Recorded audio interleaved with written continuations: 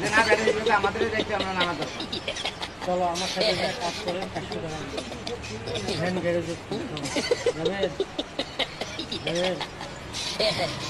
কি যাও আমি যেটা কাজ করবো তোমরা আমার সাথে কাজ করবো হগড়ে দেবো